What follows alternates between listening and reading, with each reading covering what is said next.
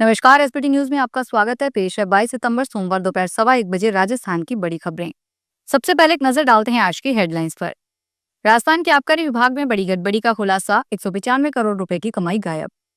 त्योहारों में रेलवे ने किया बड़ा बदलाव, प्लेटफॉर्म टिकट हुआ महंगा।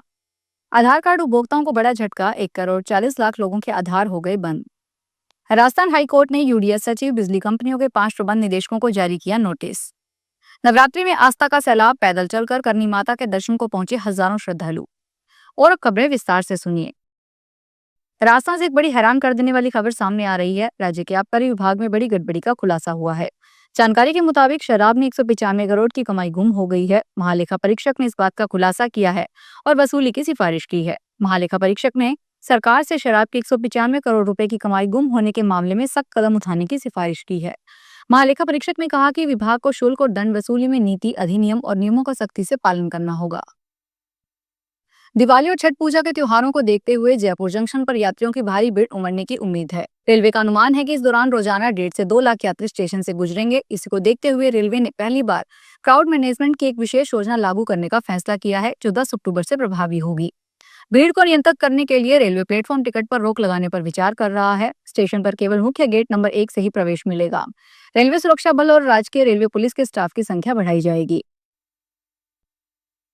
देश में आधार कार्ड की विश्वसनीयता और सरकारी योजनाओं की पारदर्शिता बढ़ाने के लिए बड़ी कार्रवाई की गई है। Unique identification authority of India ने अब तक 1 करोड़ 40 लाख से अधिक मृतकों के आधार नंबर को निष्क्रिय कर दिया है। यह कदम पिछले साल शुरू हुई क्लीन अप ड्राइव का हिस्सा है, जिसका मकसद सरकारी लाभों का सही हकदारों तक पहुंचना सुनिश्चित करना है और मृतकों के नाम पर हो रहे गलत दावों को रोकना है। राजस्थान हाईकोर्ट ने नगरीय विकास विभाग के सचिव व 5 बिजली कंपनियों के प्रबंध निदेशकों को नोटिस जारी कर पूछा कि बिजली कंपनियों के 20 से अधिक अभियंताओं को नगरीय विकास विभाग में नियुक्ति क्यों दी गई है। पब्लिक अगेंस्ट करप्शन संस्था की जनहित याचिका पर आज हाईकोर्ट ने यूडीएच विभाग के सचिव, 5 बिजली कंपनियों के प्रबंध निदेशकों और 23 अधिकारियों को नोटिस जारी कर जवाब मांगा है। बीकानेर में देश नोक स्थित प्रसिद्ध करणी माता मंदिर में शारदीय नवरात्रि की सभी तैयारियां पूरी हो चुकी है। मंदिर परिसर को रंग बिरंगी रोशनियों से सजाया गया है। पहले दिन ही भक्तों की भारी भीड़ को देखते हुए सुरक्षा और सुविधाओं के विशेष इंतजाम किए गए हैं। मंदिर के अंदर और बाहर सीसीटीवी कैमरों से कड़ी निगरानी रखी जा रही है। मंदिर प्रन्यास के अध्यक्ष ने बताया कि नवरात्रि के दौरान कई सांस्कृतिक और आध्यात्मिक कार्यक्रम आयोजित किए जाएंगे।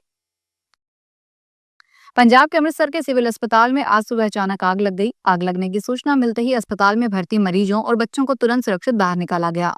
फायर ब्रिगेड की टीम मौके पर पहुंची और आग पर काबू पाया गया। ब्लड बैंक के अंदर लगे फ्रिज के पास आग लगी थी, जिसके बाद आग तेजी से फैलने लगी।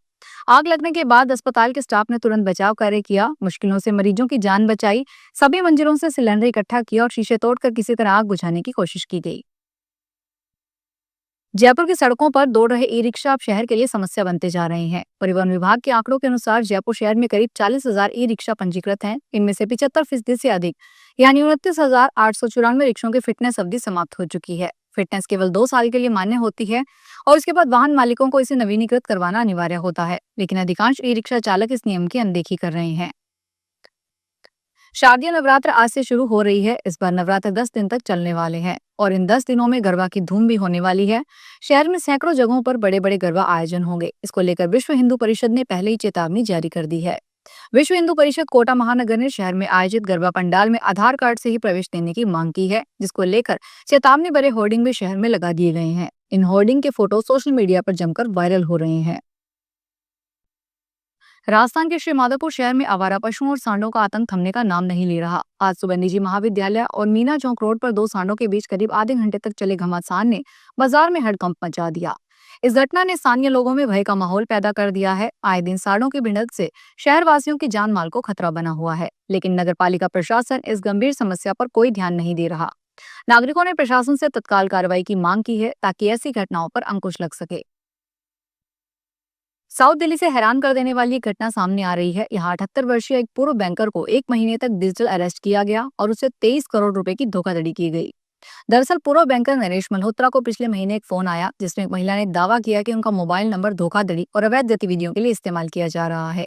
उस महिला ने खुद को एक टेलीकॉम कंपनी के सीनियर अधिकारी बताया और दावा किया कि इस मामले की जांच मुंबई पुलिस के अधिकारियों द्वारा की जा रही है।